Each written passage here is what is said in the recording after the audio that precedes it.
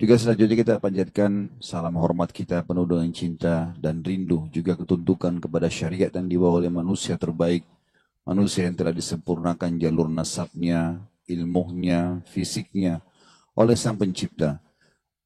Manusia yang paling layak menjadi suri tauladan bagi setiap manusia tanpa terkecuali dari suku, dari bangsa manapun dia. Karena memang manusia ini memiliki banyak hal, bahkan semuanya bisa dikatakan sempurna bagi manusia dalam roda kehidupan. Dari kehidupan bersosial, berekonomi, berpolitik, apa saja. Dan memang Allah Subhanahu wa taala memerintahkan semua manusia tanpa terkecuali, walaupun bukan orang beriman, menjadikannya sebagai suri tauladan. Dan pasti akan berbahagia orang menjadikannya sebagai suri tauladan ini, karena tergambarkan dalam kehidupan manusia terbaik ini. Semuanya ketentraman jiwa, kebahagiaan, kesempurnaan, memecahkan masalah-masalah selama di dunia, dan juga memenangkan peperangan melawan musuh-musuh, serta mengucapkan satu kali salam hormat kepada manusia terbaik ini. Tentu ini perintah khusus bagi orang-orang yang beriman, akan dibalas oleh Allah 10 kali tambahan rahmat.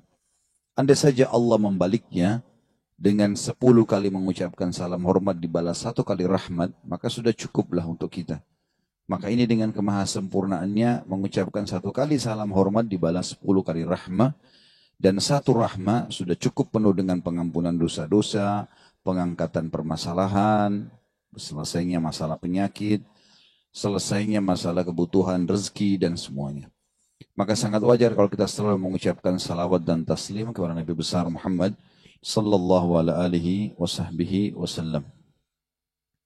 Pertama-tama tentu saya mohon maaf telat tadi teman-teman sekalian, tapi insya Allah menunggu di majelis ilmu tetap dicatat pahala oleh Allah Subhanahu wa taala. Lanjutkan bahasan kita buku Sahih Hadis Qudsi, dan kita masuk ke hadis 24. Dan tentu saja sebenarnya bukan hadis ke-24, ini hadis yang lebih ya, yang kalau menurut bahasan kita, maka sudah lebih bahasannya. Karena cukup banyak, setiap satu hadis kita rincikan sekian banyak hadis yang menguatkan dan merincikan. Tapi urutan buku kita adalah nomor 24. Judulnya keutamaan zikir dan mendekatkan diri kepada Allah dengan amal-amal saleh. Saya akan bacakan hadisnya seperti biasa, lalu kita masuk ke rincian apa yang bisa diambil pelajaran dari hadis ini. Dari Abu Hurairah radhiyallahu anhu, dia menuturkan bahwa Rasulullah sallallahu alaihi wasallam bersabda, "Yaqulullahu ta'ala, ana 'inda dhanni 'abdi bi, wa ana ma'ahu idza dzakarani. Fa in dzakarani fi nafsihi, dzakartuhu fi nafsi. وإن ذكرني في ملأ ذكرته في ملأ خير منهم وإن تقرب إلي شبرا أو بشبر وإن تقرب إلي بشبر تقربت إليه ذراعا وإن تقرب إلي ذراعا تقربت إليه باعا وإن أتاني يمشي أتيته هرولة." Terjemahan letternya dulu. Hadis ini sahih diriwayatkan Imam Bukhari, Imam Muslim, Imam Tirmidzi dan Ibnu Majah. Rasulullah SAW bersabda, Allah yang maha tinggi telah berfirman, "Aku selalu menuruti prasangka hambaku kepadaku, dan aku bersamanya jika ia selalu mengingatku. Jika dia mengingatku dalam dirinya, aku mengingatnya dalam diriku.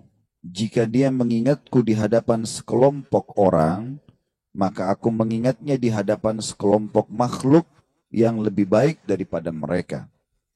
Jika dia mendekatkan diri kepadaku sejengkal, aku mendekat kepadanya sehasta. Dan jika dia mendekat kepadaku sehasta, aku mendekat kepadanya sedepah. Jika dia datang kepadaku dengan berjalan, aku akan datang kepadanya dengan berjalan cepat." Di situ ada, teman-teman sekalian, ya, bagi yang pegang buku ada footnote nomor 6. Di potongan kalimat, ana inda dhanni abdi, ada angka 6. Lihat nggak? Baik. Dilihat di bawah ada footnote nomor 6. Dan sebuah riwayat milik Imam Ahmad berbunyi, in dhanna bi khairan falahu, wa in dhanna syarran falahu. Jika dia berprasangka baik kepadaku, maka dia mendapatkan kebaikan yang dia sangka itu. Dan jika dia berprasangka buruk kepadaku, maka dia mendapatkan keburukan. Ini tentu terjemahan letter-let daripada hadis yang sedang kita bahas. Kita mulai dari judul dulu teman-teman sekalian. Keutamaan zikir. Dan zikir, makna letter-letnya secara etimologi adalah mengingat. Semua orang yang mengingat maka dibahasakan zikir. Kalau secara bahasa. Kalau secara terminologi, kalimat zikir kalau dalam syariat hanya digunakan untuk mengingat Allah. Mengingat Allah subhanahu wa ta'ala, ini puncak daripada makna zikir. Dan semua yang mengingat Allah masuk di dalamnya. Salat masuk dalam zikir. Doa masuk dalam zikir. Puasa masuk dalam zikir. Haji, jihad, bakti sama orang tua. Semua yang membuat Bapak Ibu mematuhi Allah namanya zikir. Kalau makna globalnya, ya. Dari sisi etimologi ada makna mengingat Allah, sisi globalnya adalah semua ibadah masuk di dalamnya. Apapun yang membuat kita mengingat Allah maka namanya zikir. Kalau makna khususnya adalah lisan mengucapkan dan memuji Allah. Mengucapkan dan memuji Allah subhanahu wa ta'ala. Ya seperti sudah kita tahu, alhamdulillah, subhanallah, Allahu akbar, la hawla wa la quwata illa billah, subhanallah, walhamdulillah, wa la ilaha illallah, Allahu akbar, astaghfirullah. Ini semua adalah makna yang lebih khusus lagi dari makna terminologinya. Dan dikatakan mendekatkan diri kepada Allah dengan amal-amal saleh. Jadi yang dimaksud oleh penulis ternyata yang keutamaan zikir, makna yang khususnya. Jadi terminologi tadi saya bilang adalah mengingat Allah, dan dia bisa masuk makna global atau makna khusus. Makna global adalah semua ibadah masuk di dalamnya. Kalau makna khusus adalah kalimat-kalimat yang diucapkan dengan lisan. Maka di sini teman-teman sekalian penulis ingin mengerucutkan kepada terminologi makna khususnya. Makanya beliau memisahkan, mengatakan keutamaan berzikir dan mendekatkan diri kepada Allah dengan amal-amal saleh. Dan makna daripada amal saleh adalah semua amal yang diperintahkan dan diridhoi oleh Allah. Masuk dalamnya mengerjakan perintah atau meninggalkan larangan. Jadi kalau teman-teman misalnya azan lalu sholat, itu berarti amal saleh, ya. Termasuk amal saleh yang banyak orang tidak tahu adalah kalau dia ada kesempatan berzina lalu dia batalkan, itu juga amal saleh. Dia tolak, ada kesempatan mencuri, membuat nota palsu, berbohong. Lalu enggak deh, saya enggak mau karena Allah larang. Itu juga amal saleh. Jadi dari dua sisi semuanya amal saleh. Ya. Sampai Abdullah bin Barak mengatakan rahimahullah, saya menolak harta haram 1 dirham, lebih saya cintai daripada saya bersedekah dengan 1000 dirham yang halal. Maknanya adalah menolak sesuatu yang haram ibadah. Saya menolak 1 dirham yang haram, lebih saya cintai daripada saya bersedekah dengan 1000 dirham yang halal. Jadi ini sebuah pemahaman yang harus difahami juga kalau itu amal saleh. Jadi kalau ada teman-teman yang telepon, yang WA, ajak kepada tempat maksiat, kita batalkan, enggak, saya enggak mau karena agama larang. Apapun godaan mereka, rayuan mereka kita tolak. Kamu alim ya, kamu gini ya, iya, enggak apa-apa. Tapi saya enggak mau karena agama larang. Itu sudah ibadah, itu amal saleh. Menolak keburukan juga adalah amal saleh. Ini makna daripada definisi atau makna daripada judul kita. Zikir teman-teman satu-satunya ibadah yang tidak akan pernah terputus baik di dunia maupun di akhirat. Dan yang kita maksudkan adalah zikir yang sedang dibahas, lisan mengucapkan. Semua ibadah nanti di surga sudah nggak ada lagi sholat, nggak ada lagi puasa, nggak ada lagi haji, nggak ada lagi ibadah jihad. Semuanya terputus sudah di surga, kecuali zikrullah. Makanya nanti banyak sekali hadis kalau teman-teman baca tentang surga, disebutkan tentang nafas mereka adalah tahmid. Ya, hembusan nafas mereka juga begitu. Ya. Itu zikrullah. Artinya tidak pernah berhenti mereka berzikir kepada Allah subhanahu wa ta'ala. Dan ini ibadah satu-satunya akan kita bawa sampai menuju ke akhirat nantinya. Kemudian teman-teman sekalian, juga kalau kita baca ayat-ayat Al-Quran, ayat-ayat Al-Quran berbicara masalah zikir. Saya akan perlihatkan dulu. Satu-satunya hal yang disebutkan oleh Allah dengan kalimat kathir atau banyak, itu hanya zikir. Ya. Itu hanya zikir saja. Kita bisa kembali tentunya ke di surah apa, di ayat apa, saya juga tidak teringat sekarang ya. Tapi ayatnya begini, saya bacakan. Allah berfirman, A'udzubillahi minasyaitonirrajim. Innal muslimina wal muslimat wal mu'minina wal mu'minat wal qanitina wal qanitat was sadiqina was sadiqat was sabirina was sabirat wal khashiina wal khashi'at wal mutasaddiqina wal mutasaddiqat was saimina was saimat wal hafidhina furujahum wal hafidhat والذاكرين الله كثيرا والذاكرات a'addallahu lahum maghfiratan wa ajran azima. Artinya, sesungguhnya semua muslim laki-laki dan muslim perempuan, mukmin laki-laki dan mukmin perempuan, orang-orang yang suka tunduk qanit, artinya ada yang mengatakan orang yang suka sujud dan ruku', ada maknanya juga orang yang selalu tunduk dengan hukum Allah. Dan qanit laki-laki juga qanit perempuan bisa bermakna lama ruku dan lama sujud. Kalau sujud dan ruku lama sekali, disilangkan dengan qanit. Atau memang dia selalu khusyuk dalam ibadahnya. Kemudian was-sadiqina was-sadiqat, dan laki-laki yang suka jujur dan perempuan yang jujur. Was-sabirina was-sabirat, dan laki-laki yang suka sabar dan perempuan yang suka sabar. Wal khashiina wal khashiat, laki-laki yang suka khusyuk ataupun perempuan yang suka khusyuk. Wal mutasaddiqina wal mutasaddiqat, laki-laki yang suka bersedekah dan perempuan yang suka bersedekah. Was-saimina was-saimat, laki-laki yang suka puasa dan perempuan yang suka berpuasa.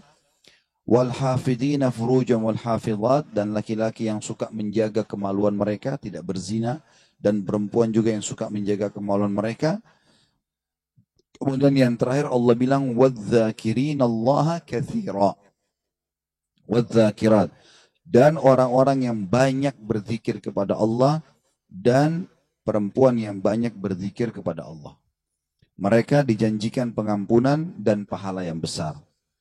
Kata para ulama tafsir, perhatikan dari semua sifat-sifat yang disebutkan sifat yang baik ini, hanya zikir saja yang disebutkan dengan katsira. Maknanya banyak. Sementara yang lainnya cuma disebutkan sifat secara umum. Dan ini sebuah poin yang harus diperhatikan kalau memang selalu Allah subhanahu wa ta'ala hubungkan. Kalau zikir itu berhubungan sekali dengan masalah kalimat kathir, banyak. Ya, karena memang kita dilarang berhenti dari zikrullah. Sampai sebagian ulama hadis mengatakan, kenapa kita kalau masuk kamar mandi membaca a'udzubillahi minal khubuthi wal khaba'ith, ya Allah jauhkan kami dari syaitan laki-laki dan perempuan. Karena memang di kamar mandi tempatnya mereka. Mereka suka membuat manusia lalai dengan zikir.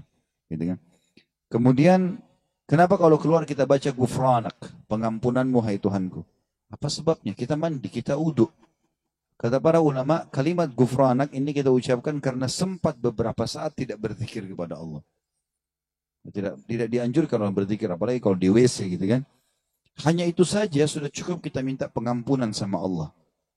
Bagaimana dengan orang yang lalai? Mungkin di waktu dia lagi duduk di sofanya, dia lagi di tempat tidurnya, nggak pernah berzikir kepada Allah. Maka tentu lebih, ya tanda kutip di sini, dihardik ya dalam agama kita.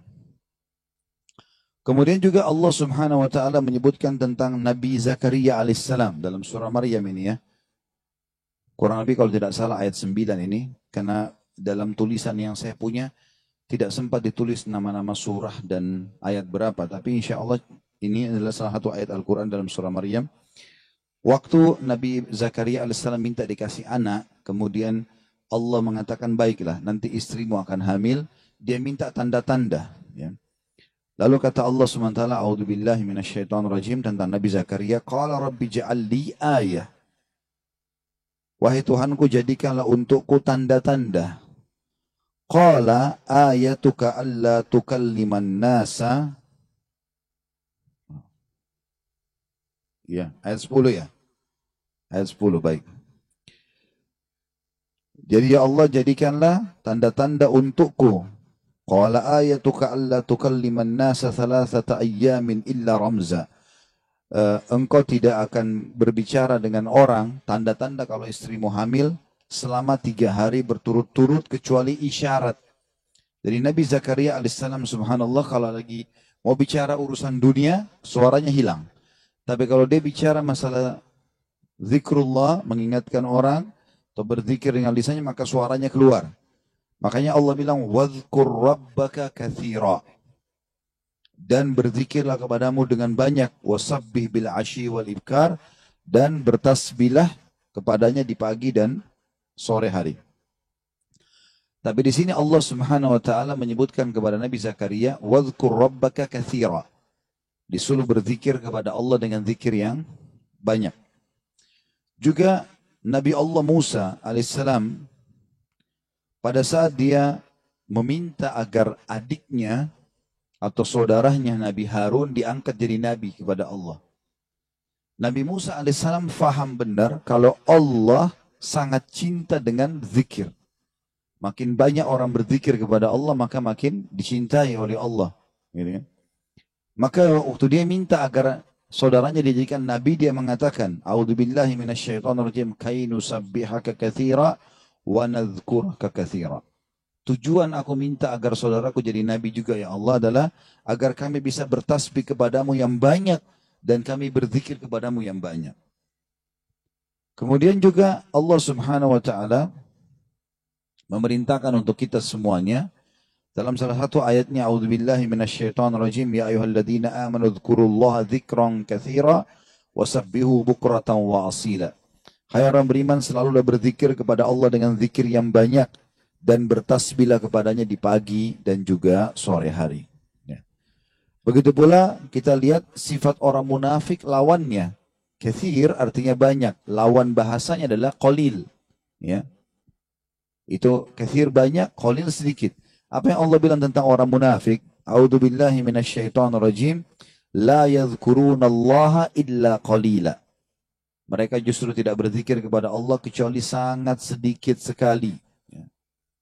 Dalam peperangan untuk menghadapi musuh, wasiat Allah kepada orang beriman, a'udzubillahi minasyaitonirrajim, ya ayyuhalladzina amanu idza laqitum fi'atan fathbutu wadhkurullaha katsiran la'allakum tuflihun.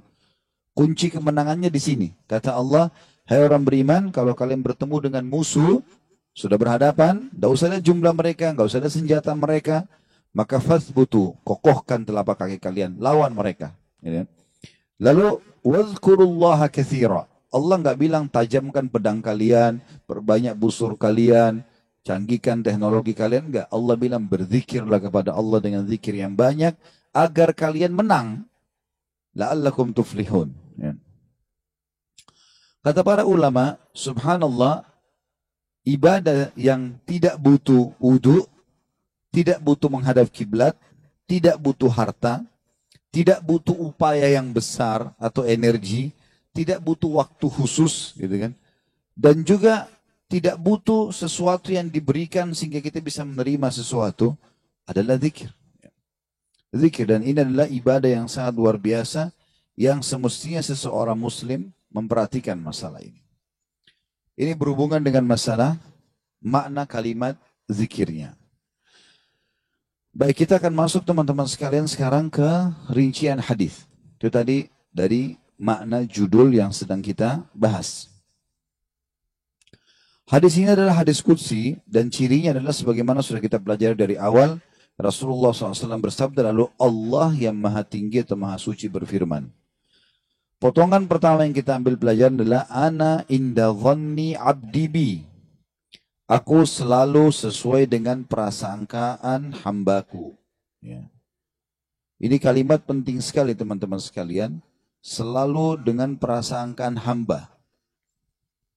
Dan kalimat ini sudah coba kita rincikan tadi. Sedikit kita rincikan di footnote nomor 6. Dalam riwayat Imam Ahmad lebih terinci dikatakan, jika dia berprasangka baik kepadaku, maka dia mendapatkan kebaikan itu. Dan jika dia berprasangka buruk, maka dia akan mendapatkan keburukan. Ya. Maknanya, apapun yang sifatnya kita dapatkan teman-teman sekalian, yang sifatnya baik, maka misal kita dapat nikmat makanan, kita dapat nikmat kesehatan, apa saja, lalu kita sangka baik dengan Allah, oh ini berarti Allah sedang melimpahkan nikmatnya pada saya. Alhamdulillah. Itu sudah umum bisa lakukan. Tapi kalau dia dapat musibah, dia sakit, kehilangan harta, ditipu orang, gitu kan? Dia di sini juga dibutuhkan untuk sangka baik dengan Allah. Kalau dia sangka baik di sini, dia akan dapatkan kebaikan. Misal dia mengatakan, mungkin Allah akan bersihkan dosa-dosaku. Mungkin Allah akan tinggikan derajatku. Maka dia dapat. Tapi kalau dia sangka buruk, maka ini akan bermasalah buat dia. Kita akan sebutkan teman-teman sekalian hadis qudsi yang lain. Kalau teman-teman bisa tulis hadis qudsi ini ya. Karena ini hadis qudsi mulia sekali ya. Kalau saya subhanallah selalu merasa gembira sekali dengan mendengarkan hadis qudsi ini ya. Dan hampir setiap hari hadis ini selalu saya ulang-ulangi teman-teman sekalian. Saya ulangi, saya baca lagi, saya renung lagi, dan seperti sebuah hiburan yang tidak akan pernah ada habisnya. Karena ini hadis qudsi, hadis sahih di mana Allah Subhanahu wa taala menyampaikan kepada kita berita gembira tentang orang-orang yang mau berprasangka baik dengan Allah. Saya carikan hadisnya dulu karena tidak ada di buku kita tentunya. Silakan ditulis. Allah berfirman, wahai anak Adam. Artinya kita semua manusia dipanggil. Jangan pernah engkau takut kepada siapapun yang mempunyai kekuasaan. Selama kekuasaanku ada. Dan ketahuilah, kekuasaanku tidak akan pernah punah selamanya. Ditulis dulu, lanjutin dulu, nanti kalau ada yang tertinggal bisa kita ulangi ya. Wahai anak Adam, jangan pernah engkau takut dengan kesempitan rezeki. Karena perbendaharaanku penuh. Dan perbendaharaanku tidak akan pernah punah selamanya. Wahai anak Adam. Ini potongan yang ketiga dari hadis. Kalau tertinggal langkahin dulu nanti kita kembali. Jadi Allah Subhanahu wa taala tidak mau kita capek ya. Di sini dikatakan Allah berfirman, hai anak Adam, aku ciptakan kamu untuk beribadah. Maka jangan engkau main-main. Aku menciptakan engkau untuk beribadah, maka jangan kamu main-main. Ya. Tadi potongan pertama, kalau ada yang tertinggal silakan, wahai anak Adam, jangan engkau takut pada siapapun yang mempunyai kekuasaan selama kekuasaanku ada. Dan kekuasaanku tidak akan pernah punah selamanya. Kemudian potongan kedua, wahai anak Adam, jangan pernah engkau takut dengan kesempitan rezeki, sedangkan perbendaharaanku penuh. Dan perbendaharaanku tidak akan pernah punah selamanya. Wahai anak Adam, aku ciptakan untuk beribadah, maka janganlah engkau main-main. Dan aku tentukan rezekimu, maka tidak perlu kamu capek. Tentu anggota tubuh kita bergerak, hati kita bertawakal. Ya. Aku ciptakan engkau untuk beribadah, jangan engkau main-main. Dan aku tentukan rezekimu, maka tidak perlu engkau capek. Demi kemuliaanku dan keagunganku, demi kemuliaan dan keagungan, jika engkau ridho terhadap pemberianku, maka aku akan tenangkan jiwa dan ragamu. Jika engkau ridho ya, terhadap pemberianku, maka aku akan tenangkan jiwa dan ragamu. Jika engkau tidak ridho dan engkau akan mulia di sisiku. Dan engkau akan mulia di sisiku. Jika engkau tidak ridho, tadi ya, demi kemuliaanku dan keagunganku, jika engkau ridho dengan pemberianku, maka aku akan membuat jiwa dan ragamu tentram. Dan engkau akan mulia di sisiku. Tapi jika engkau tidak menerima pemberianku,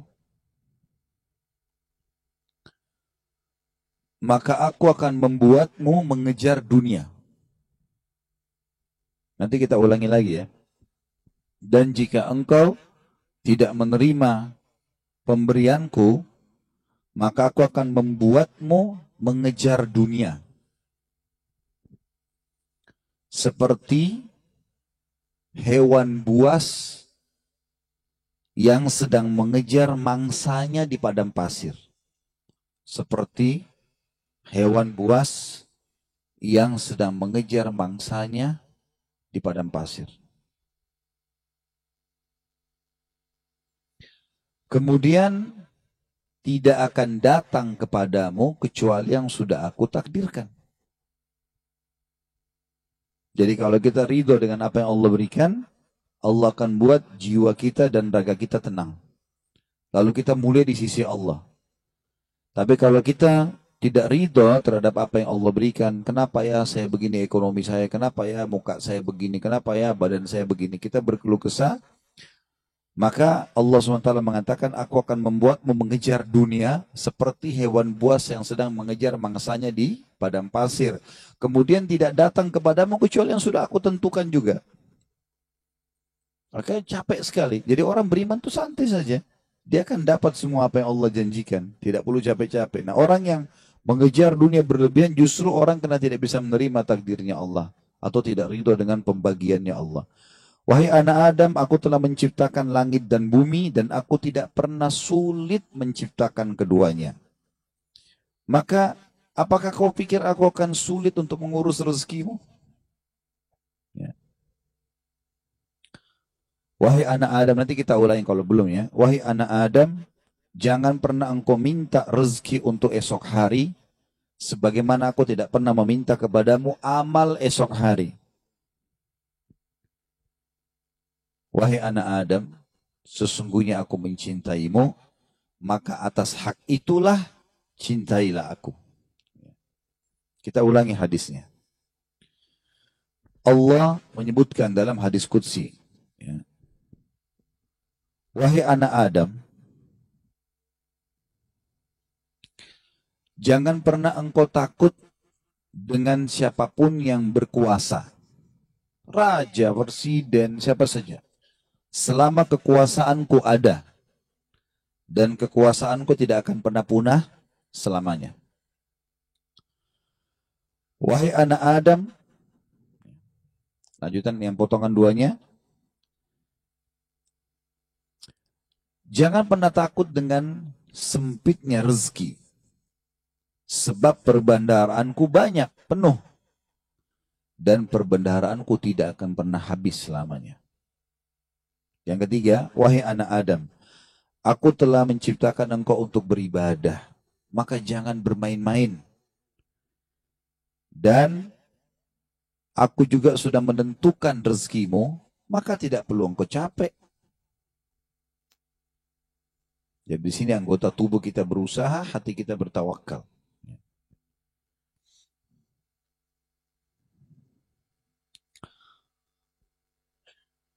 Demi kemuliaanku dan keagunganku, jika engkau ridho terhadap pemberianku, ridho dengan paras wajahnya, tubuhnya, pasangan hidupnya, anaknya, maka aku akan tenangkan jiwa dan ragamu dan engkau akan mulia di sisiku.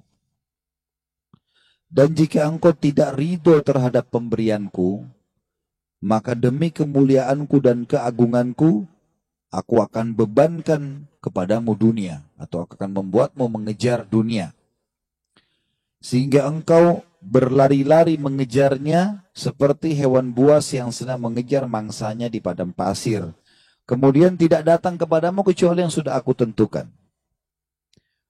Wahai anak Adam, aku telah ciptakan langit dan bumi, dan aku tidak pernah merasa susah dalam mengurus dan menciptakannya. Maka apakah kamu pikir aku akan capek dengan mengurus rezekimu? Wahai anak Adam, jangan pernah engkau minta rezeki esok hari. Sebagaimana aku tidak pernah minta kepadamu amal esok hari. Kita tidak perlu sholat untuk besok, untuk lusa, untuk minggu depan, cadangan tidak perlu. Sholat hari ini. Kita puasa ya hari ini. Ramadan tahun ini. Itu pun hari yang ada kita hidup, kita puasa. Kalau enggak ada. Gitu kan. Hari ini semuanya. Maka jangan kau minta rezeki besok kepadaku, sebagaimana aku tidak minta kepadamu amal besok. Gitu kan. Lalu kata Allah Subhanahu Wa Taala, penutupan hadisnya, ya, sebagaimana sudah kita sebutkan tadi ya. Wahai anak Adam, aku sangat mencintaimu, maka atas hak itulah cintailah aku. Dan mana cinta artinya? Mengabdi dan berkorban. Ya ikutilah perintahku. Apa yang aku perintahkan, apa yang aku larang. Aku perintahkan kerjakan, larang tinggalkan. Ini subhanallah hadis teman-teman sekalian. Setiap kali saya baca, saya pribadi ya merasa ketenangan jiwa. Udah Allah sudah tentuin semua. Dan ini sesuai dengan yang pernah saya sampaikan teman-teman sekalian. Hadis yang perkataan Hasan Basri rahimahullah yang mengatakan, aku selalu tenang dan senang dalam kehidupan dunia karena dua hal.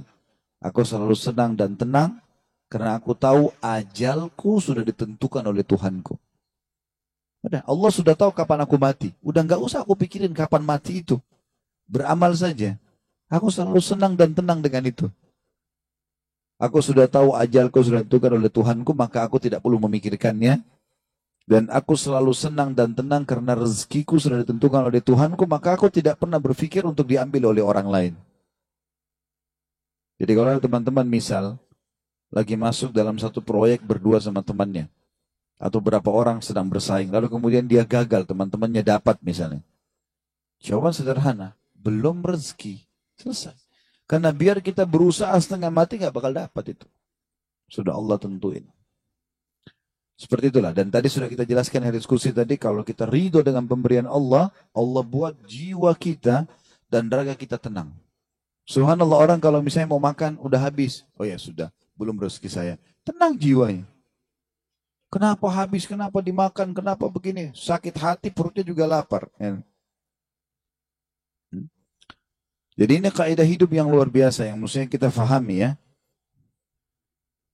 Di sini makna juga, ana inda dhanni abdi bi, saya selalu dengan prasangkaan hambaku. Seberat apapun teman-teman yang sedang kita alami, terimalah berita gembira selama kita beriman, kalau itu pasti kebaikan buat kita. Sampai ada sebuah hadis qudsi yang lain, ya. Kata Nabi SAW, Allah berfirman kepada para malaikat, batasilah rezekinya hambaku yang ini, karena kalau kau bukakan dia akan kufur. Dan luaskan rezekinya hambaku yang ini, karena kalau kau bukakan dia tambah bersyukur. Jawabannya sederhana. Berarti kalau kita mau teman-teman sekalian rezeki kita terbuka segala macam, royal di jalan Allah, jangan perhitungan. Allah SWT akan buka, karena Allah tahu ini orang kalau dibukain orang salah.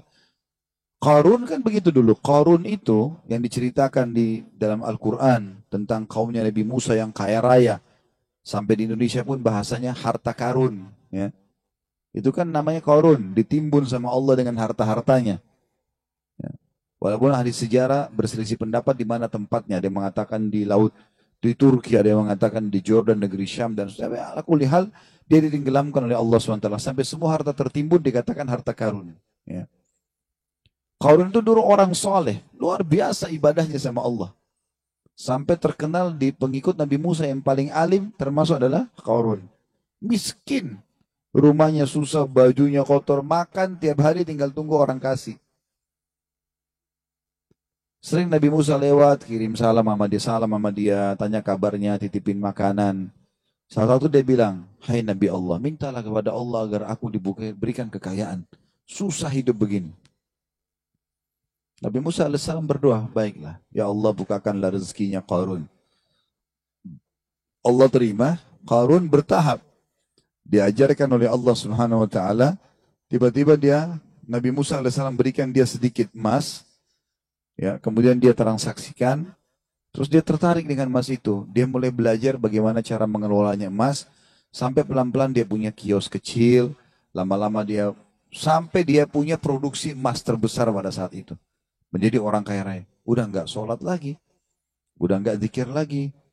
Ya, udah mulai sombong, jalan di pinggir jalan sampai kereta kencananya semua pakai emas. Kemudian Nabi Musa alaihissalam utus orang-orang untuk ngumpulin zakat mal, dia nggak mau kasih. Lebih parah daripada itu, dia mengajak kaumnya dan membiayai mereka untuk memerangi Musa alaihissalam. Sampai akhirnya Musa alaihissalam berdoa agar Allah tenggelam dengan harta-hartanya semua. Jadi subhanallah, Allah itu memberikan dan Allah menahan, itu Allah tahu tentang kita. Ya ibaratnya seperti misalnya anak kita. Kita tidak bahasakan Allah punya anak. Ta'ala Allah. Ya. Allah maha suci dengan maha tinggi masalah itu. Tapi ini Ibnu Qayyim rahimahullah memberikan contoh. Perumpamaan orang yang belum dikasih oleh Tuhannya Allah. Perumpamaan seperti seorang anak yang sedang meminta izin dari orang tuanya untuk melakukan satu perbuatan atau berteman dengan seseorang. Misal Bapak Ibu punya anak, mau berjalan sama teman-teman, kita tahu teman-teman ini narkotika, orang rusak. Padahal anak ini tidak ngerti, dia bilang, ibu ayah izinkan saya. Kira-kira Bapak Ibu mau izinkan? Kalau kita pakai akal sehat kan nggak mungkin. Kita tahu anak ini walaupun dia mau, dia senang, dia gembira, dia akan rusak nanti. Kita nggak akan kasih, apapun resikonya.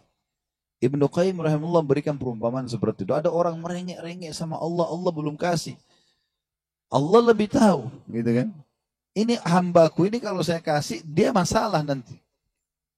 Ada orang begitu subhanallah. Mungkin contoh kasus, ada orang anaknya meninggal masih kecil.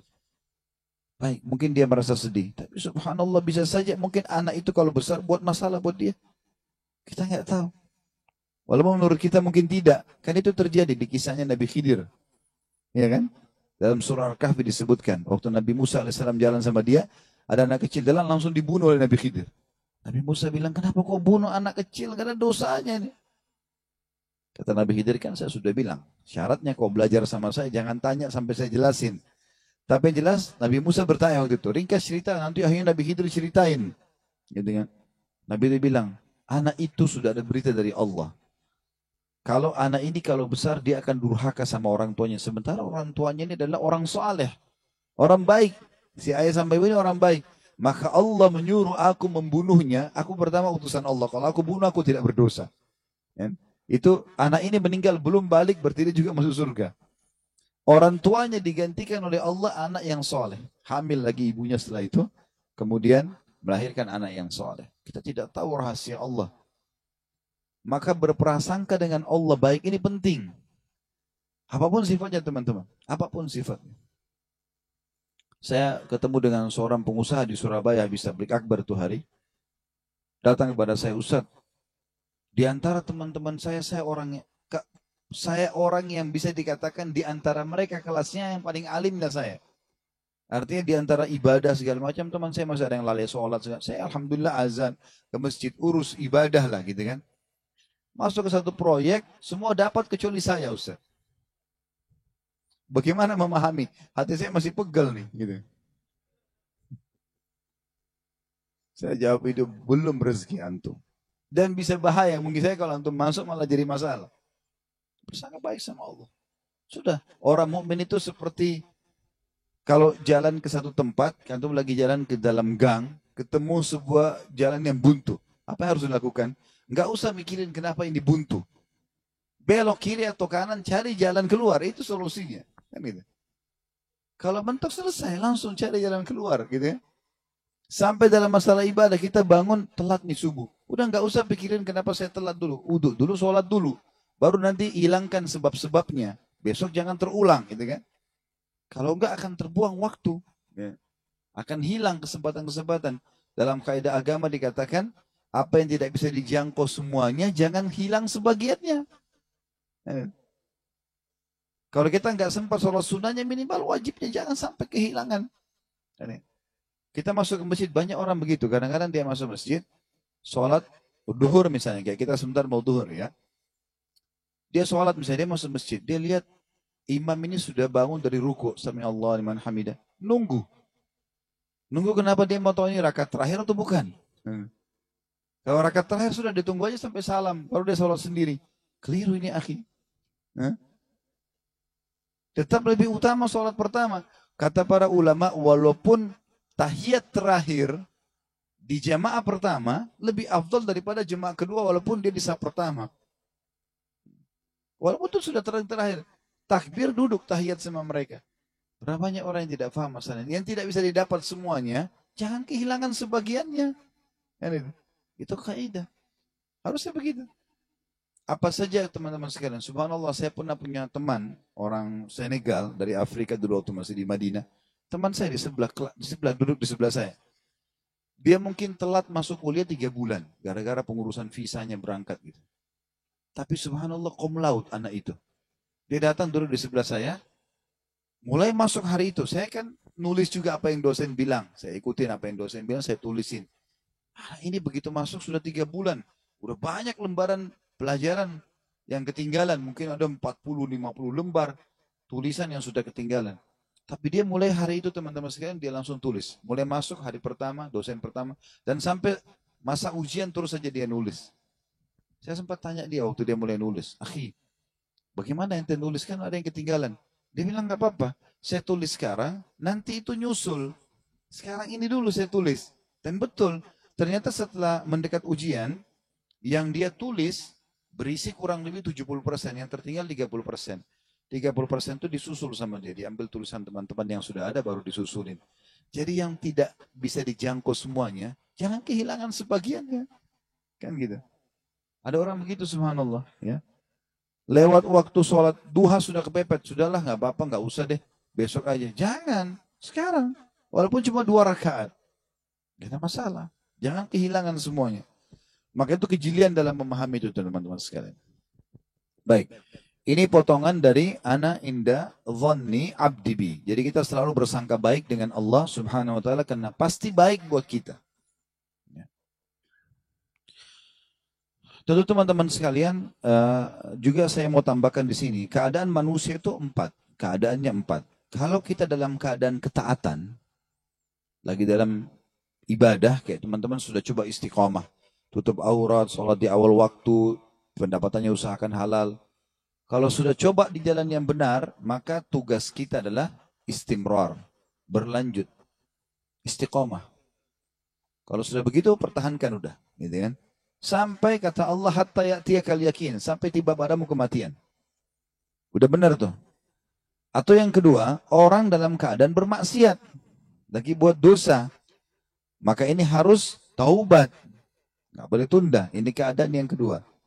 Atau orang yang ketiga dalam keadaan nikmat melimpah, tugasnya bersyukur.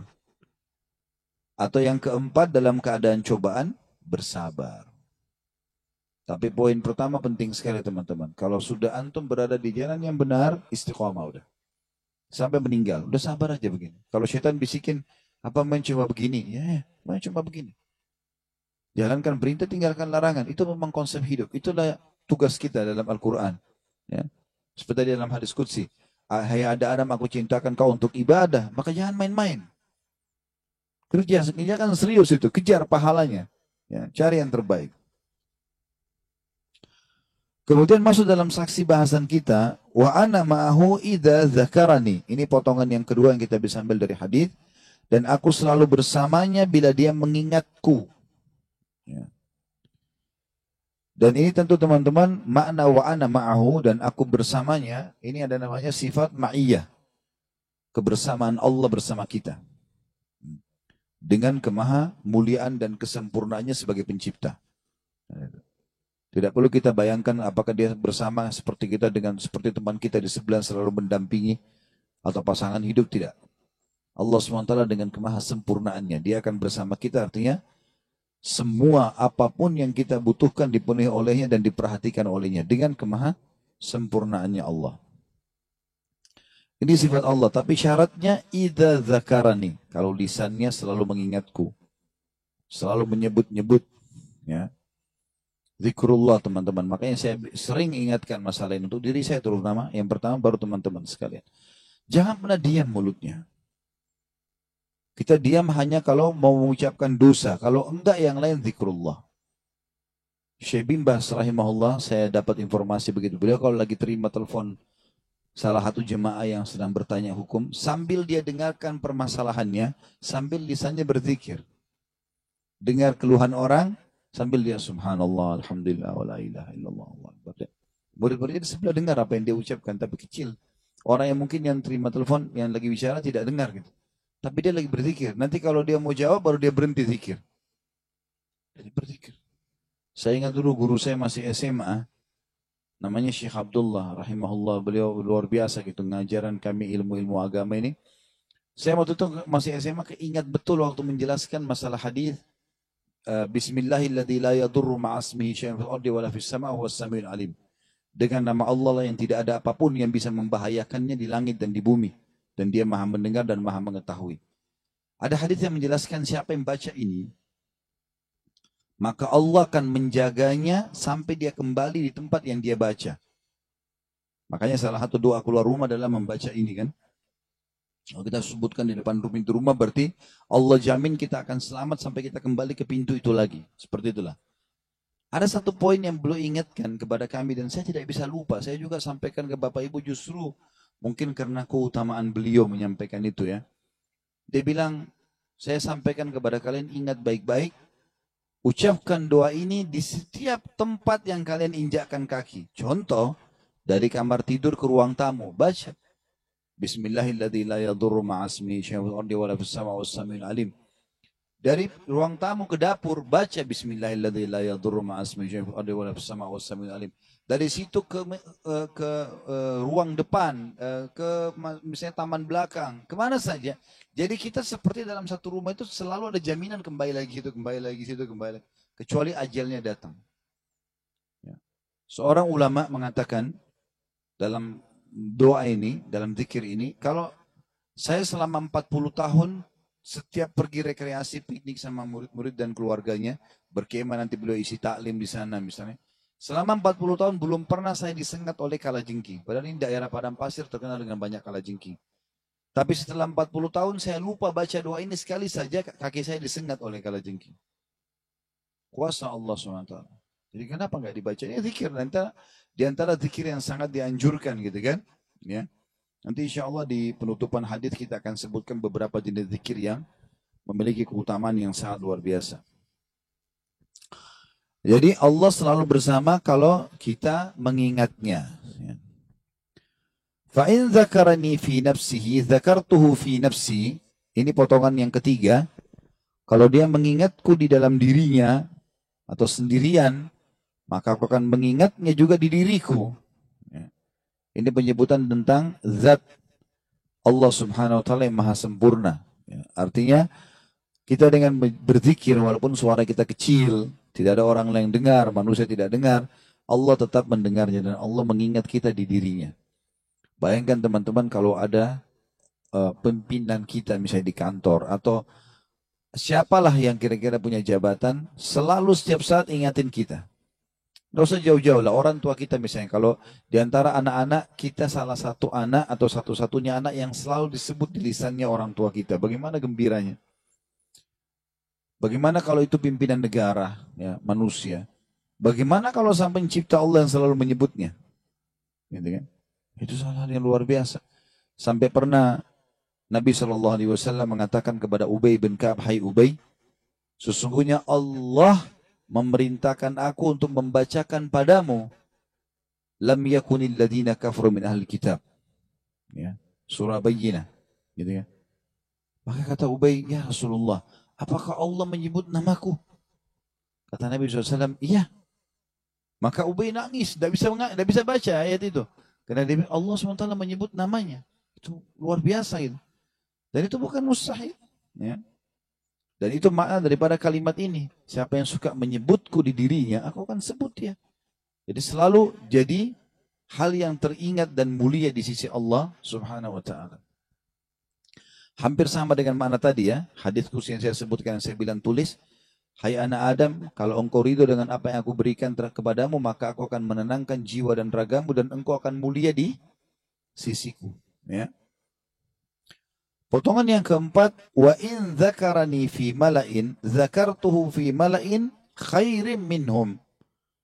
Dan kalau dia mengingatku di sekelompok orang, manusia maksudnya, mungkin kayak kita gini majelis ilmu insya Allah, maka aku akan mengingat dia, menyebut-nyebut dia di kelompok yang lebih baik daripada mereka. Maknanya kelompok malaikat, kata para ulama. Allah akan sebut di majlis ya, para malaikat di langit sana. Allah akan mengatakan fulan mengingatku, fulan mengingatku. Disebut-sebut nama kita disebutkan oleh Sang Pencipta Allah. Itu kelebihan yang luar biasa gitu ya. Dan kita kalau lihat kisah para sahabat, betul-betul menggambarkan kepada kita bagaimana Allah itu berinteraksi langsung dengan hamba-hambanya. Ayat-ayat Al-Quran yang menegur mereka, yang mengingatkan mereka, yang memuji mereka. Itu semua teman-teman, Allah lagi berbicara dengan mereka. Dan bukan mustahil Allah pun melakukan pada semua hambanya ini. Dan ini kemuliaan berarti semua malaikat mengenalnya. Sampai keluar istilah di kalangan para ulama, jadilah engkau dikenal di langit, walaupun engkau tidak dikenal di bumi. Ada hadis yang lain, hadis qudsi juga Allah berfirman, Nabi SAW bersabda, Allah berfirman, kalau aku mencintai seorang hamba, ya, maka aku akan memerintahkan Jibril mencintainya, dan aku perintahkan penduduk langit mencintainya. Dan aku tanamkan cinta untuknya di muka bumi. Jadi kalau aku mencintai seorang hamba, maka aku akan menuju Jibril mencintainya. Dan aku akan menyuruh seluruh penghuni langit mencintainya. Jadi di langit jadi masyhur dia. Dan aku akan tanamkan cinta manusia, cinta di muka bumi untuknya. Ini sebagian ulama hadis mengatakan seperti Uwais Al-Qarni rahimahullah dan beberapa sahabat-sahabat yang masyhur lah ya. Yang memang mereka luar biasa bagaimana mungkin di bumi banyak tidak dikenal oleh orang tapi di langit luar biasa. Itu pun Allah SWT juga sebarkan nama mereka di muka bumi. Tentu makna Allah tanamkan cinta di muka bumi ini bukan berarti semuanya orang suka sama dia. Karena Rasulullah SAW adalah orang yang paling Allah cintai. Punya istilah Khalil, kekasih Allah. Tapi ada orang munafik yang benci, ada orang kafir yang benci. Artinya yang mencintai adalah orang-orang yang baik. Orang yang buruk otomatis tidak akan masuk dalam makna hadis ini. Dan sebaliknya kata Nabi SAW, Allah juga mengatakan, kalau aku benci seorang hamba, aku suruh Jibril membencinya, aku suruh ahli langit membencinya, dan aku tanamkan kebencian untuknya di muka bumi. Potongan yang kelima, wa in taqarraba ilayya bishibrin, taqarrabtu ilayhi dhira'. Wa in taqarraba ilayya dhira' taqarrabtu ilaihi ba' atau ba'a. Kalau dia mendekatkan diri kepadaku sejengkal, aku dekatkan diri kepadanya sehasta. Sampai akhir hadis ini ya. Dan kalau dia mendekatkan diri kepadaku sehasta, aku dekatkan diri kepadanya sedepah. Wa in ta'atani yamshi ataitu harwala, dan kalau dia datang kepadaku dalam keadaan berjalan, aku datang kepadanya dalam keadaan berjalan cepat. Kata ulama hadis, ini maksudnya adalah kinayah, ya. Penjelasan. Artinya sejengkal, sangat dekat. Orang semua bisa lakukan jengkal tangannya kan. Makna ini adalah sedikit saja dia berusaha. Misalnya, sedikit saja teman-teman zikir misalnya, atau baca Quran berapa ayat, atau mungkin sedikit maksakan diri azan sholat. Itu seperti sejengkal, orang semua bisa lakukan. Allah akan menanamkan rasa dekat kita kepadanya sedepah. Kalau kita sedepah, lebih banyak lagi kita usahakan. Tadinya duha cuma 2 rakaat, sekarang jadi 4 rakaat. Mungkin kita bisa bertambah jadi 8 rakaat. Terus, maka Allah dekatkan diri. Kita sedepah, Allah SWT sehasta. Kita berjalan, Allah seperti berjalan cepat atau berlari. Jadi artinya, upaya kita akan dibalas dengan iman yang jauh lebih besar. Seperti gelombang yang besar. Seperti kita cuma memberikan setes air, kita dapat sebak atau mungkin gelombang air yang besar. Seperti itu makna daripada hadis ini. Kita pindah hadis selanjutnya. Hadis nomor 25, karena ini masih satu bab semuanya. Kita insya Allah usahakan selesaikan babnya. Hadis nomor 25 dari Abu Hurairah radhiyallahu anhu bahwasanya Rasulullah SAW bersabda, Inna Allah qal, idza talaqqani 'abdi bi shibrin, talaqqaituhu bi dhira'in, wa idza talaqqani bi dhira'in, talaqqaitu bi ba'in, wa idza talaqqani bi ba'in, ataituhu bi asra'. Hadis ini riwayat Muslim. Sesungguhnya Allah berfirman, jika hambaku menemuiku dengan sejengkal, tadi upaya sedikit saja, maka aku akan menyambutnya dengan sehasta. Allah buat ketenangan jiwa untuk mengerjakan ibadah itu. Sekali kita mau istiqomah, azan saya mau ke masjid deh. Allah lapangkan kemudahannya. Azan tiba-tiba kita dengar. Mungkin selama ini kita kalau masih tidak niat ke situ, azan tidak azan kita nggak tahu sudah azan atau belum. Tapi subhanallah orang kalau sudah niat itu, Allah buat telinganya dengar azan. Dia kalau niat menjalankan hadis Nabi SAW, oh kalau iman itu adalah 60 sekian tingkatan, yang paling tinggi la ilaha illallah, yang paling rendah membedakan duri misalnya atau sesuatu yang berbahaya dari jalan. Kita kalau niat mau terapkan itu, kadang-kadang mata kita lagi jalan lihat ada batu. Bisa kita pindahin. Mungkin kalau kita tidak niat kita nggak lihat itu. Ada Allah berikan kesempatan untuk meraih pahala di situ. Ya. Tiba-tiba kalau kita sudah niat mau sedekah, mata kita lihat saja orang yang susah. Ada saja. Subhanallah Allah berikan kesempatan. Asal mau saja. Itu maknanya. Dan aku menyambutnya dengan sehasta. Jika dia menemuiku sehasta, dengan sehasta aku menyambutnya dengan sedepa. Dan jika dia menemuiku dengan sedepa, aku mendatanginya dengan lebih cepat. Terus saja. Dan ini makna hadis kata para ulama. Artinya kalau dia berlari, Allah akan lebih cepat. Kalau dia apa saja, makin dia gencar mengatur program ibadahnya, maka makin dekat Allah Subhanahu wa taala dengannya. Makanya orang subhanallah kalau merasakan kenikmatan ibadah itu, dia sudah tidak mau tinggalkan karena dia merasakan kenikmatan. Ya, sampai para ulama salaf menganggap mustahil mereka tinggalkan sholat malam karena sudah diazamkan, dan kalau mereka walaupun tidurnya cuma 1 jam, setengah jam tetap bangun sholat. Karena sudah masuk dalam sebuah program dan Allah mudahkan dia untuk itu. Tentu hadis 25 ini menerangkan hadis 24 tadi. Kemudian hadis yang selanjutnya juga sama, masih merincikan karena satu bab. Hadis nomor 26 dari Syuraih Al-Qadhi rahimahullah, salah satu ulama tabi'in, dia mengatakan, aku mendengar salah seorang sahabat Nabi sallallahu alaihi wasallam berkata, Nabi sallallahu alaihi wasallam bersabda, qala Allah Ta'ala, ya ibna Adam, qum ilayya, amshi ilaik, wamshi ilayya, uharwil ilaik. Hadis ini sahih riwayat Imam Ahmad. Allah Ta'ala berfirman, wahai anak Adam, bangkitlah menuju kepadaku, niscaya aku berjalan kepadamu. Berdiri saja, aku sudah berjalan kepadamu. Berjalanlah kepadaku, aku akan berlari kepadamu. Nah itu kemuliaan yang luar biasa ya.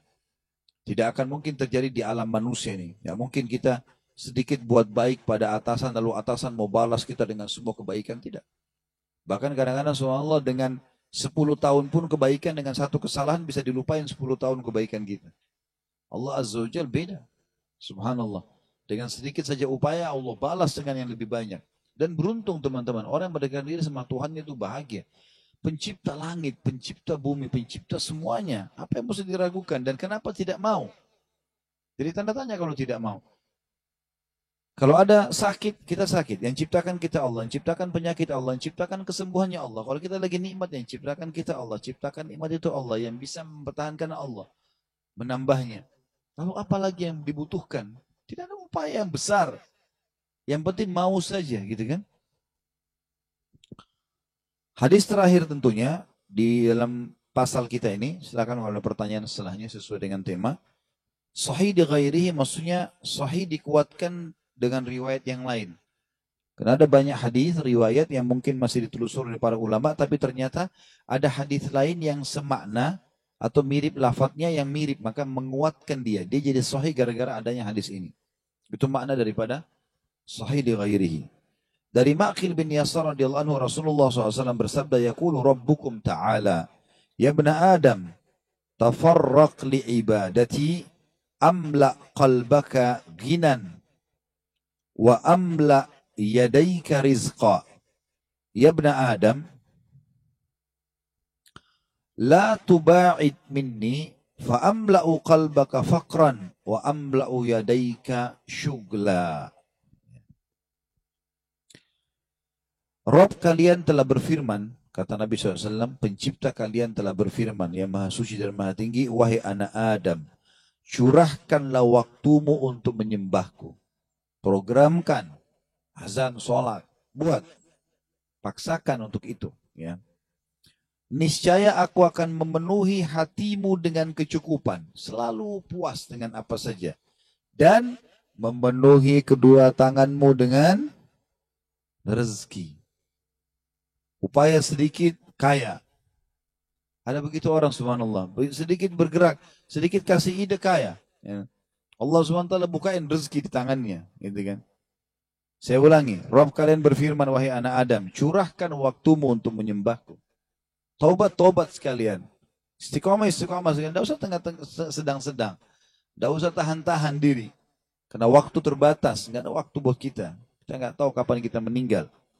Niscaya aku akan memenuhi hatimu dengan kecukupan, hatinya selalu tenang dan tentram, dan memenuhi kedua tanganmu dengan rezeki. Sebaliknya, wahai anak Adam, jangan menjauh dariku, sehingga aku akan memenuhi hatimu dengan kefakiran, selalu merasa kurang, dan memenuhi kedua tanganmu dengan kesibukan. Sibuk sana sini, buat macam-macam. Toh juga tidak akan datang kecuali yang sudah Allah takdirkan. Sudah kita sebutkan tadi hadis itu. Teman-teman, hadis tadi yang saya sebutkan itu jadikan bacaan tiap hari. Luar biasa. Kalau kau ridho dengan apa yang aku sudah tentukan, aku akan menenangkan jiwamu dan ragamu. Dan kau mulia di sisiku. Kau tidak ridho dengan apa yang aku sudah bagikan, aku akan buat kamu sibuk dengan dunia. Mengejarnya. Gitu kan. Seperti hewan buas yang sedang mengejar mangsanya dan tidak datang kepadamu kecuali yang sudah aku tentukan. Toh juga kau akan makan porsi itu saja. Toh kau akan menikah hanya sama orang itu saja. Toh kau akan menghirup udara yang sebatas itu saja. Titik, selesai. Kan gitu. Maka sederhana sekali. Bahagia nih teman-teman sekalian. Dan ini konsep kehidupan. Ini harusnya dijadikan sebagai pegangan hidup. Ya, Allahu a'lam. Nanti insya Allah kita akan bahas setelahnya. Itu tidak bisa kita jelaskan sekarang, tapi masih masalah zikir, cuma berhubungan dengan masalah keutamaan zikirnya dan juga orang-orang saleh. Ya. Saya tadi sudah janjikan saya akan sebutkan di penutupan bahasan beberapa jenis zikir. Tentu banyak sekali ya, tapi yang paling dasar yang sering disebutkan adalah zikir yang dibaca habis sholat, yang subhanallah, alhamdulillah, Allah akbar. Ya. Kata para ulama, ini adalah kalimat yang sangat dicintai oleh Allah subhanahu wa ta'ala karena subhanallah mensucikan Allah.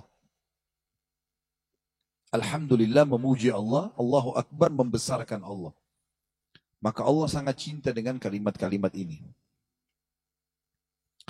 Sampai kata Nabi SAW, saya mengucapkan satu kali saja subhanallah, walhamdulillah, wala ilaha illallah, wallahu akbar, digabungkan semuanya, maka lebih saya cinta daripada terbitnya matahari untukku. Maksudnya terbit matahari. Kita tahu kalau terbit matahari semua manusia, semua makhluk senang bisa beraktivitas terang. Maka satu kali ucapannya lebih baik daripada matahari terbit. Makanya dijadikan zikir. Subhanallah dijadikan zikir 33 habis sholat. Alhamdulillah, Allah akbar. Gitu kan. Yang kata Nabi SAW, siapa yang baca habis sholat, subhanallah 33, alhamdulillah 33, Allah akbar 33, semua 33, dan dia genapkan 100-nya, la ilaha illallah, wahdahu la syarika lah, lahul mulku wa lahul hamdu, wa huwa ala kulli syai'in qadir. Tidak ada yuhyi wa yumit di sini ya, lafadznya memang begitu, maka diampuni dosanya walaupun sebanyak buih di lautan. Juga Fatimah pernah mengeluh radhiyallahu anha kepada Nabi SAW, kepada ayahnya, ya Rasulullah, dilihatkan tangannya, pecah-pecah. Karena banyak bekerja di rumah, gitu kan. Bersihin rumah, ngurus ini, ngurus itu, segala macam. Nabi SAW waktu itu kebetulan punya banyak ya pekerja-pekerja.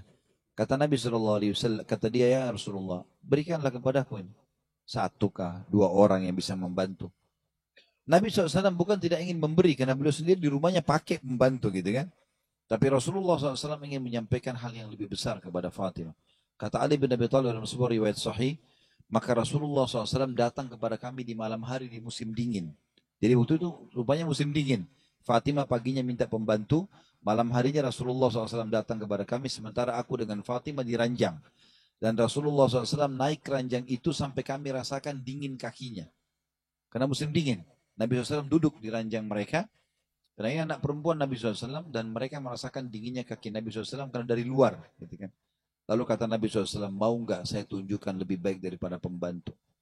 Bacalah, kalau kalian mau tidur, subhanallah 33, alhamdulillah 33, Allahu akbar 33. Itu lebih baik daripada pembantu.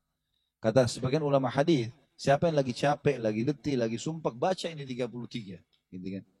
maka Allah SWT akan gantikan semua capeknya, semua letihnya dengan kesenangan dan kegembiraan. Tentu ini sebagian riwayat, saya tidak bisa sebutkan semua. Kemudian kita pindah ke riwayat yang lain. Ya. Kalimat zikir yang paling afdal, ini mesti yang pertama adalah disebutkan adalah la ilaha illallah. Sebagaimana sabda Nabi SAW, afdalul zikir la ilaha illallah. Zikir yang paling afdal adalah la ilaha illallah. Ini tentu dianjurkan dibaca minimal kalau bisa dibaca sehari 100 kali pagi, 100 kali sore. Dan lebih baik lafadznya lengkap. La ilaha illallah wahdahu la syarikalah, lahul mulku wa lahul hamdu wa huwa ala kulli syai'in qadir. Ini juga sama, tidak ada yuhyi wa yumitnya ya. Kata Nabi SAW, siapa yang baca 100 kali di pagi hari, siapa yang baca 100 kali di sore hari, maka Allah akan selamatkan dia dari syaitan. Riwayat lain, seperti dibebaskan 10 budak anak Adam, ya, atau anak dari Bani Ismail, kemudian dia akan diberikan 100 pahala, dihapusnya 100 dosa, diangkat 100 derajat, gitu kan, dan akan menjadi penghalang dari syaitan yang akan menggodanya. Kemudian juga ada la ilaha illallah wahdahu la syarikalah, lahul mulku wa lahul hamdu yuhyi wa yumit. Ada yuhyi wa yumit ini dibaca 10 kali habis subuh dan 10 kali habis maghrib. Ini berbeda. Ditambah yuhyi wa yumit, ini memang lafaz hadisnya seperti itu. Maka Nabi SAW memerintahkan agar di subuh dan maghrib untuk membaca 10 kali, dan Nabi SAW menjanjikan seperti membebaskan 4 orang budak dari Bani Ismail. Ya. Kemudian juga Nabi SAW mengatakan dalam zikir yang lain, kalau kita gabungkan antara keduanya, dari subhanallah, alhamdulillah, Allah akbar, digabung dengan la ilaha illallah, subhanallah, alhamdulillah, wa la ilaha illallah, wallahu akbar. Telah datang seorang badui kepada Nabi SAW sambil berkata, ya Rasulullah, ajarkan aku kalimat yang aku bisa ucapkan, supaya aku bisa mengingat Tuhanku. Kata Nabi SAW, bacalah subhanallah, walhamdulillah, wa la ilaha illallah, wallahu akbar. Amalkan itu. Orang ini mengatakan, baiklah. Lalu dia keluar. Waktu dia keluar depan pintu, dia diam. Pintu masjid, kata Nabi SAW, teman kalian sedang bimbang, dia akan kembali. Maka dia kembali lagi. Lalu dia mengatakan, ya Rasulullah, tadi 4 kalimat itu untuk Tuhanku. Untuk aku apa? Nah, kalau aku baca ini dapat apa nih? Gitu kan. Kata Nabi SAW, itu semua untuk Tuhanmu. Tapi setelah itu kamu bisa bilang, ya Allah, berikanlah aku petunjuk. Ya Allah, luaskan rezekiku. Ya Allah, berikanlah aku keselamatan. Maka kata Nabi SAW, engkau akan dapat semuanya. Jadi teman-teman, keluar rumah, baca subhanallah, alhamdulillah, wa la ilaha illallah akbar. Ya Allah, berikan aku petunjuk. Ya Allah, berikan aku rezeki. Ya Allah, berikan aku keselamatan. Dapat jaminan dari Nabi SAW. Hanya dengan mengucap. Sekali loh ini. Bagaimana kalau baca 10 kali, 100 kali. Gitu kan. Maka itu luar biasa maknanya. Kemudian kita pindah ke zikir yang selanjutnya. Dari kita sudah kita sebutkan la ilaha illallah 1, subhanallah, alhamdulillah, Allah akbar, ini 2, kita gabungin saja. Kemudian yang ketiga, kalau kita gabungkan kedua zikir yang 1 dan 2, subhanallah, alhamdulillah, wa la ilaha illallah akbar. Yang keempat adalah mengucapkan la haula wa la quwata illa billah. Ya, sebagaimana sabda Nabi SAW, la haula wa la quwata illa billah adalah harta atau perbendaharaannya surga. Maknanya, orang kalau ucapkan 1 kali, kata sebagian ulama hadis, 1 kali la haula wa la quwata illa billah, itu dia akan mendapatkan semua apa yang Allah janjikan di surga. Dari fasilitas apa saja, makanan, minuman, pakaian, pelayan, segala macam, dengan ucap sekali Allah kasih. Karena makna daripada la haula wa la quwata illa billah adalah perbendaharaannya surga. Maknanya dengan mengucapkan sekali dapat semua fasilitas tambahan di surga. Kalau dia sudah punya 1 pelayan jadi 2 pelayan. Dia punya makanan sekian porsi, dia akan dapat dobelnya dengan mengucapkan itu. Dan Umar bin Khattab adalah paling gemar kalau mengutus pasukan selalu mengingatkan. Ingatlah, jangan kalian bermaksiat kepada Allah. Bertakwalah. Karena perbedaan kalian dengan musuh kalian adalah di ketakwaan kalian. Kalau dihitung dari senjata, dihitung dari pasukan, pasti kalian akan kalah dari musuh. Tapi memang sudah begitu sifatnya jihad dari dulu ya. Selalu pasukan kita lebih sedikit, senjata kita lebih sederhana, itu sudah umum. Kata Umar, yang membuat kalian menang justru karena ketaatan kalian dan kemaksiatan musuh kalian. Kalau kalian juga bermaksiat kepada Allah, maka pasti musuh kalian akan mengalahkan kalian karena mereka lebih banyak dari jumlah dan senjata. Kan gitu. Lalu kata Umar, perbanyaklah la haula wa la quwata illa billah. Seorang sahabat pernah datang kepada Nabi SAW sama istrinya. Waktu pasukan Nabi SAW pulang dari perang, ada pernah Nabi utus SAW pasukan lalu kembali. Semua anggota pasukan kembali kecuali anaknya, bapak dan ibu ini. Datanglah keduanya kepada Nabi SAW mengatakan, ya Rasulullah, semua pasukan kembali kecuali anak kami. Kami sedih nih, mungkin dia disiksa sama musuh. Kalau dia pasti mati syahid gak ada masalah. Tapi sekarang teman-temannya gak ada yang tahu nih. Gitu kan? Apa yang harus kami lakukan? Kata Nabi SAW, pulanglah dan amalkan sama istrimu, la haula wa la quwata illa billah. Ucapin itu. Dia pulang, dia bilang. Dia sampaikan sama istrinya, lalu dia amalkan. Dia bilang, sampai kami ngantuk. Ucapin terus, la haula wa la quwata illa billah. Terus diulangi sampai ngantuk. Waktu kami tertidur, di tengah malam, kami dengar suara ketukan pintu. Begitu kami buka, ternyata anak kami di depan pintu. Lalu kami tanya, nak, bagaimana ceritanya kamu bisa selamat dari musuh? Dia bilang, wahai ayah, dari beberapa saat yang lalu, saya merasa semua rantai-rantai yang dijepitkan ke leher, ke kaki, dan tangan saya oleh musuh membesar sendiri. Dan akhirnya saya bisa lepaskan. Rantai itu kecil-kecil. Membesar sendiri sehingga kaki dan tangan saya bisa keluar. Lalu kemudian saya sempat mengambil beberapa unta ya musuh, lalu saya pulang ke sini. Riwayat lain menjelaskan, kalau saya seperti seakan-akan terbang dan sampai ke rumah anda ini. Dengan la haula wa la quwata illa billah. Makanya dikatakan perbandingan surga. Banyak orang gak beremeh. Ini teman-teman kalau lagi lampu merah, baca la haula wa la quwata illa billah. La haula. Anggaplah 10 kali. Kalau dalam 1 menit. Pernah saya bilang, daripada lihat helmnya orang, daripada lihat warna mobil, daripada omong kosong. Ada orang subhanallah lebih penting lihat WA-nya. Lampu merah, lihat WA. Kadang-kadang mengetik sambil setir mobil. Tabrakan baru masalah. Ya. Zikir ya akhi dan ukhti. Ya. Sebutkan ini. Yang kelima, ya, mengucapkan istighfar dengan berbagai macam lafadznya. Banyak hadis yang menyebutkan astagfirullah, ada astagfirullahil azim saja. Ada yang paling lengkap astagfirullahil azim alladzi la ilaha illa huwal hayyul qayyum wa atubu ilaih. Ada juga lafaz yang lain astagfirullah wa atubu ilaih ya. Tapi yang paling lengkap tadi, yang ada nama-nama dan sifat Allah hayyul qayyum. Ya, kata Nabi SAW, siapa yang membaca sekali saja astagfirullahil azim alladzi la ilaha illa huwal hayyul qayyum wa atubu ilaih, maka diampuni dosanya walaupun sebanyak buih di lautan. Lafaz, tapi ikhlas teman-teman sekalian. Jangan seperti orang kumur-kumur. Astagfirullahil azim alladzi la ilaha illa huwal hayyul qayyum wa atubu ilaih. Renungin. Astagfirullah, astagfirullah, astagfirullah, astagfirullah. Apa yang dibaca? Jadi harus santun. Kalau kita bicara sama presiden atau pimpinan manusia, ngomong kumur-kumur begini pasti diusir gitu kan. Maka bicara yang baik, yang santun, yang sopan, maka kita akan dapat maksimal gitu kan. Istighfar banyak sekali manfaatnya, diantaranya kata Nabi SAW, ya, siapa yang melazimi istighfar, selalu lisannya mengucapkan, maka Allah akan memberikan kepadanya jalan keluar di setiap permasalahannya, dan juga akan memberikan rezeki dari tempat tidak disangka-sangka. Dan kata Nabi SAW, aku istighfar dan bertobat kepada Allah sehari 70 sampai 100 kali. Yang ke-6 adalah membacakan salawat pada Nabi alaihi salatu wassalam. Dan ini juga banyak lafadznya. Allahumma salli ala Muhammad, bisa. Allahumma salli ala Muhammadin wa ala ali Muhammadin kama sallaita ala Ibrahim, salawat Ibrahim juga bisa. Kama sallaita ala ali Ibrahim innaka Hamidum Majid, wa barik ala Muhammadin wa ala ali Muhammad kama barakta ala Ibrahim wa ala ali innaka Hamidum Majid. Ini lafadz. Lafadz yang lain riwayat Tirmidzi juga berbunyi Allahumma salli ala Muhammadin wa azwajihi wa dzurriyyati kama sallaita ala ali Ibrahim innaka Hamidum Majid, wa barik ala Muhammadin wa azwajihi wa dzurriyyati kama barakta ala ali Ibrahim innaka Hamidum Majid. Jadi lafadz salawat yang ketiga tadi selain Allahumma salli ala Muhammad, bisa juga Allahumma salli ala Muhammad wa ala alihi Muhammad. Kemudian bisa juga Allahumma salli ala Muhammad dan salawat Ibrahim ya. Ibrahim ini ada 2 macam. Lafaz yang pertama tadi sudah umum. Lafaz yang kedua yang saya mau jelaskan. Allahumma salli ala Muhammadin wa azwajihi.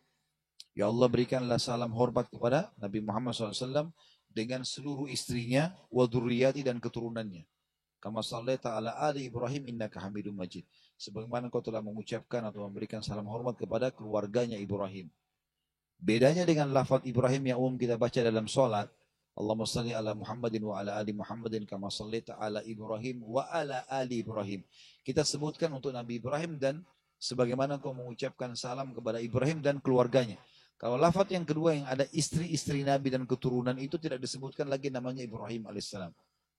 Langsung. Kama sallaita ala ali Ibrahim innaka hamidum majid. Wa barik ala Muhammadin, berkahilah kepada Nabi Muhammad SAW, ya, wa azwajihi, dan istri-istrinya, dan wa zurriyati, dan keturunannya, kama barakta ala ali Ibrahim, sebagaimana engkau memberkahi keluarganya Ibrahim, innaka hamidum majid. Jadi tidak disebut lagi nama Ibrahim alaihissalam, tapi langsung kepada keluarganya Ibrahim alaihi wassalatu wassalam. Dan ini sunnahnya minimal Bapak Ibu baca sehari 10 kali pagi, 10 kali sore, minimal zikir, salawat ya. Sebagaimana kata Nabi SAW, siapa yang baca 10 kali salawat kepadaku di pagi hari dan sore hari, maka dia akan mendapatkan syafaatku. Juga banyak waktu-waktu seperti misalnya hari Jumat.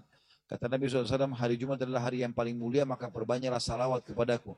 Karena siapa yang baca sekali salawat, maka dia akan dibalas 10 kali ya rahmat atau tambahan karunia dari Allah Subhanahu wa taala.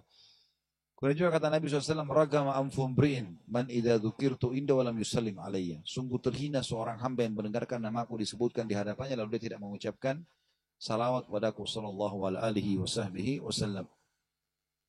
Kemudian juga lafaz yang setelahnya yang ketujuh adalah setelah salawat kita membaca subhanallahi wa bihamdi. Ini saja subhanallahi wa bihamdi. Maha suci Allah dan segala puji baginya. Ini kata Nabi SAW, kalau dibaca 100 kali 100 pagi, sore ya. Masuk dalam zikir pagi sore, kata Nabi SAW, siapa yang baca subhanallahi wa bihamdi 100 pagi kali, 100 kali di pagi hari, 100 kali di sore hari, maka dia akan datang pada hari kiamat membawa pahala. Tidak ada orang yang menyamai pahalanya kecuali orang yang berbuat seperti dia atau lebih. Artinya saking banyaknya pahalanya. Ya. Siapa yang baca subhanallahi wa bihamdi 100 kali di pagi hari dan 100 kali di sore hari, maka dia akan datang hari kiamat membawa pahala. Tidak ada orang yang menyamai pahala dia kecuali orang yang berbuat seperti dia atau lebih. Ya. Kemudian lafaz yang ke-8 adalah subhanallahi wa bihamdi subhanallahil azim. Mirip tadi coba ditambah dengan subhanallahi azim. Ya. Kata Nabi SAW, kalimatani khafifatani alal lisan, thaqilatani fil mizan, habibatani ar-rahman, subhanallahi wa bihamdi subhanallahil azim. Dua kalimat yang ringan di lidah, ya, berat di timbangan dan dicintai oleh Allah, subhanallahi wa bihamdi subhanallahil azim. Lafaz yang ke-9 adalah kita membaca, intinya adalah kita istiqomahkan insyaallah. Subhanakallahumma bihamdika asyhadu an la ilaha illa anta astaghfiruka wa atubu ilaik. Wassalamualaikum warahmatullahi wabarakatuh.